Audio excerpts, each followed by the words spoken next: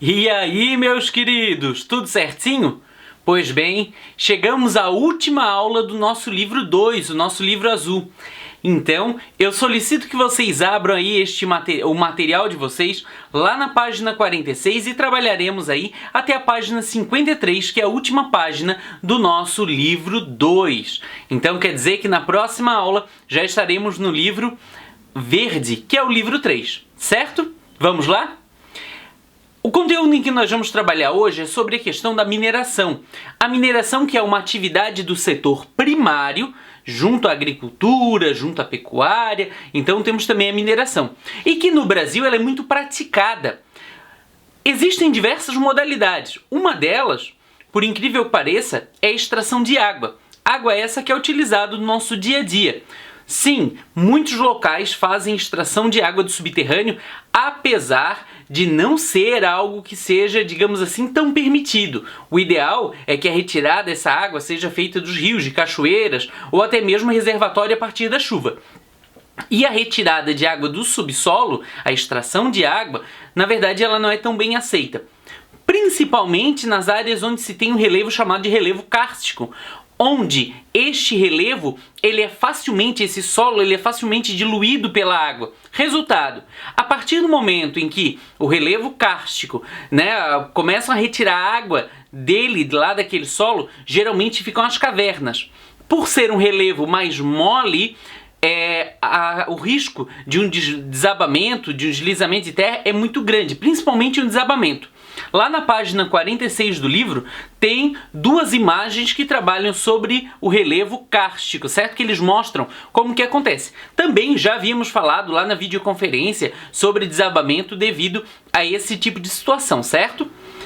Abro aqui um parênteses também e falo para vocês que aqui pertinho de nós, numa cidade chamada Botuverá, tem cavernas cujo relevo é um relevo calcário, um relevo kárstico, e que não tem água mais dentro e que as pessoas podem então fazer a visitação por um preço muito barato por pessoa. Fica aí uma dica de turismo para depois da pandemia.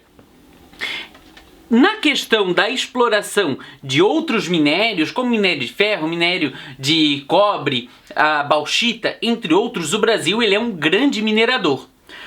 O problema da mineração é quando ele gera impactos ambientais e sociais. Primeiro impacto ambiental. O caso, vou usar um exemplo aqui, Mariana. Fazem aquelas grandes piscinas para conter os rejeitos da atividade e às vezes acaba tendo desastres, como o caso de Mariana, que rompeu a barragem e afetou muitas vidas. Ou ainda, quando, por exemplo, lá na Serra Pelada, muito antigamente, as pessoas iam para lá para explorar o ouro e aí acabaram usando também muitos metais aí nessa mineração. E aí o resultado é que essa água que corria lá da Serra Pelada para os rios acabou impactando demais esses rios. Então também um impacto ambiental muito grande. Serra Pelada, por sinal, durou aí aproximadamente uma década, Muita gente foi lá pro Pará, numa cidade hoje que é chamada de Curionópolis, para fazer esse trabalho de extração de minério, naquele caso de ouro. Infelizmente, grande parte das pessoas que trabalharam em Serra Pelada não ficaram ricos, obtiveram muita grana, conseguiram muita grana na extração de ouro, mas no mesmo passo que extraíam, jogavam fora. Então, as pessoas saíram muitas vezes de lá com uma mão na frente e outra atrás, infelizmente. Ainda assim, a gente tem que lembrar das atividades mineradoras relacionadas àquelas grandes empresas, àquelas grandes indústrias.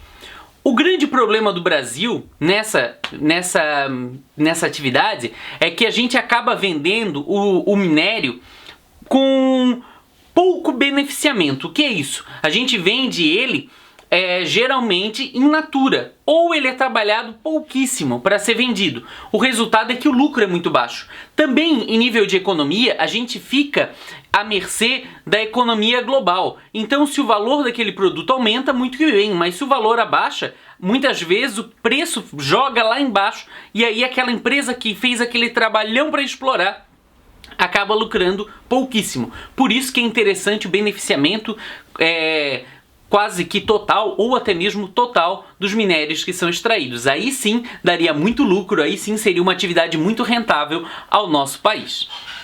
Interessante lembrar também o papel dos portos, né? O Brasil tem muito porto e muitos desses portos acabam escoando essa produção dos minérios aí para locais como, por exemplo, a China, que é um dos maiores compradores de minério aqui do Brasil. Então a China tem muita indústria, necessita de muita matéria-prima e eles acabam então comprando essa matéria-prima brasileira para aplicar na indústria chinesa.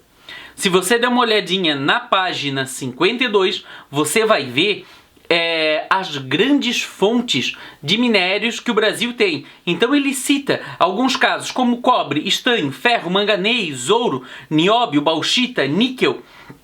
Também cita carvão mineral, xisto bituminoso, que não é lá algo tão bom assim porque ele contamina demais o solo, ele contamina demais a água.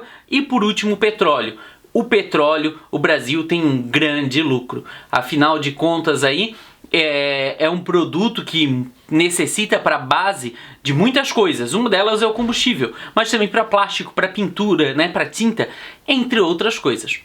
Meus queridos, terminamos então aqui essa parte deste lindo conteúdo de geografia e espero vocês na próxima videoconferência, onde a gente vai debater um pouco mais de profundidade, então, cada um desses itens trabalhado nessa videoaula. Espero vocês na videoconferência, um abração, tchau, tchau e até a próxima aula.